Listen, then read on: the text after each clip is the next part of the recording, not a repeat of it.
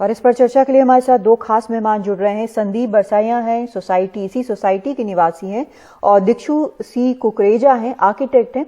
दोनों से हम बात करेंगे। सबसे पहले संदीप जी, मैं आपसे जानना चाहती हूं कि आपने क्या कल शाम में देखा, सुना, क्या आप लोगों का कहना है किस कारण से हो सकता है ये डाइनिंग एरिया की छत गिरी हो?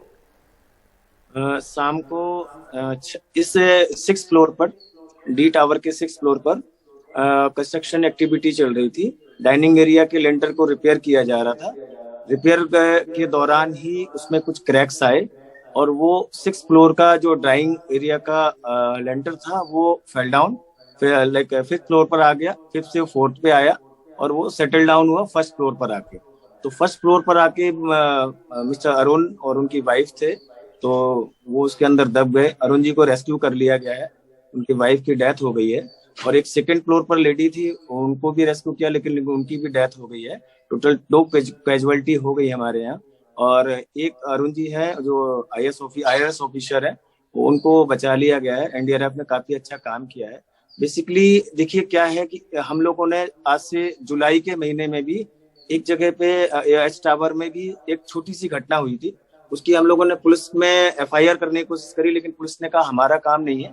तो हम लोगों ने CM विंडो पे एक ट्वीट किया था, तो उन्होंने एक अधिकारी भेजे थे जो मिस्टर भट्ट हैं, जो टाउन प्लानिंग के यहाँ के हेड हैं गुड़गांव के। वो आए थे हमारे यहाँ, उन्होंने सर्वे कराया, ऑडिट की इंक्वायरी के लिए बोला। तो हमारे ऑडिट भी हुआ। ऑडिट के बाद रिपोर्ट आई, बट रिपोर्ट इतनी लाइट आई कि उसमें लिखा गया कि छुटपुट माइनर डिफेक्ट है जो सुलझा लिए जाएंगे और बिल्डर उसको ठीक कर देगा, लेकिन उस पर कोई कार्रवाई नहीं हुई। आज देखिए वही चीज हुई और फिर उसका हादसा हो गया। अगर उस टाइम मेजर स्टेप ले लिए जाते, और उस टाइम हम लोगों का डिमांड था कि ये जो ऑडिट कराया जाए IIT से कराया जाए, IIT से कराया जाए, रेपुटेटेड कोई कंस्ट्रक्शन एजेंसी हो जो ये आपका ऑडिट करे, ऑडिट की सही रिपोर्ट हमें मिले। एक्चुअली क्या है कि ये जो प्रोजेक्ट है ये 2 फेज में बना था। फर्स्ट फेज क्या था कि इसमें 5 टावर थे, EFG और आपका EFG, आपका D टावर और S टावर। जो घटना हुई है फर्स्ट फेज के टावर D टावर के अंदर हुई है, और सेकंड फेज के टावर है A, B, C and J, इस सेकंड फेज के। तो फर्स्ट फेज के जो टावर थे वो एक्चुअली व्याना करके एक बिल्डर था, जिसको कॉन्ट्रैक्ट दिया था चिंटल्स इंडिया ने कंस्ट्रक्ट करने के लिए। कंस्ट्रक्शन के दौरान चिंटल इंडिया को खामी महसूस हुई कि ये कंस्ट्रक्शन ठीक नहीं हो रहा, तो उन्होंने व्याना बिल्डर से कंस्ट्रक्शन आधे अधूरे प्रोजेक्ट को 5 टावरों का 5-5, 7-7 फ्लोर बने थे, उन्होंने वापस ले लिया। चिंटल इंडिया ने गलती क्या की कि जब उनको लगा इसमें खामी है तो वो सारा डेमोलिश करके फिर से बनाना चाहिए था। उन्होंने उस 7वें मंजिल से फिर से बनाना स्टार्ट कर दिया और पूरा 18 मंजिल तक ले गए। जी संदीप जी, साफ तौर पर आप लोगों की शिकायत के बावजूद यहाँ पर लापरवाही का मामला दिख रहा है। बिल्कुल। मैं आपसे जानना चाहती हूँ दिक्षु कुकरेजा जी की जो यहाँ पर संदीप जी बोल रहे हैं, आपने सुना, इसमें आमतौर पर रास्ता क्या होता है? ये जो जहां पर भी ये बोल सकते थे इन्होंने बोला, लेकिन लगता यह है कि इनकी बात सुनी नहीं गई। तो किस प्रकार से वहां पर क्या गलतियां एज एन आर्किटेक्ट जो आप देख रही हैं, जो सभी खबरें बाहर आ रही हैं, आपको क्या लग रहा है वहां पर क्या हुआ? अब आगे कितना खतरा है, क्योंकि लोग डरे हुए हैं बेहद ज्यादा। ये एक बहुत सीरियस इशू है, बिकॉज एक तरफ हम इतना क्लेम कर रहे हैं कि हमारे देश में हाउसिंग फॉर ऑल तैयार हो रही है, ऑब्वियसली इस तरीके की हाउसिंग तो नहीं हम चाहते ना कि लोग ऐसी दहशत में रहें कि उनकी पता नहीं छत कब गिर जाएगी। तो it is a serious issue which needs to be looked at also holistically. इतनी जो बिल्डिंग्स क्रिएट हो रही हैं, हमें एक प्रॉपर ब्रॉड पॉलिसी फ्रेमवर्क की जरूरत है। फॉर एग्जाम्पल, अब 18-18 मंजिल की बिल्डिंग कंस्ट्रक्ट हो जो गुड़गांव जैसे एरिया में, जिसे अर्थक्वेक जोन 4 में माना जाता है, which is a very high category, high probability area of earthquakes. So all these aspects have to be considered. उसके अंदर हमें ये देखना जरूरी है कि बिल्डिंग्स की जब डिजाइनिंग होती है वो एक एस्पेक्ट है, लेकिन उसके बाद जो कंस्ट्रक्शन एस्पेक्ट है, जो संदीप जी ने भी बताया, कॉन्ट्रैक्टर चेंज हो रहा है, बिल्डिंग चलो आगे बनती चली जा रही है, they have to be proper structural audits of a building. एक डिजाइन स्टेज पे होता है, एक ड्यूरिंग कंस्ट्रक्शन होना चाहिए ऑडिट, कि बिल्डिंग जो बन रही है उसके लेबोरेटरी में मटेरियल टेस्टिंग होती है। ये सब प्रोसीजर्स है हमारे देश में, they just have to be put into force.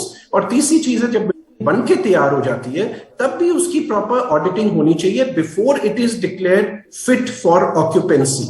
ये पॉलिसीज जरूरी है। इसके अलावा जो एक और गंभीर विषय है वो ये है कि अगर हम multi family multi storey building में रह रहे हैं, बेशक हाउसिंग हो या ऑफिस हो कल को, हाउ कैन अलाउड कि वो वहां पे एक फ्लोर पे रिपेयर शुरू कर रहे हैं, लिंटल या बीम्स, टेक्निकली तो उसे बीम कहते हैं, बीम को रिपेयर किया जा रहा है विदाउट एनी प्रोटेक्शन।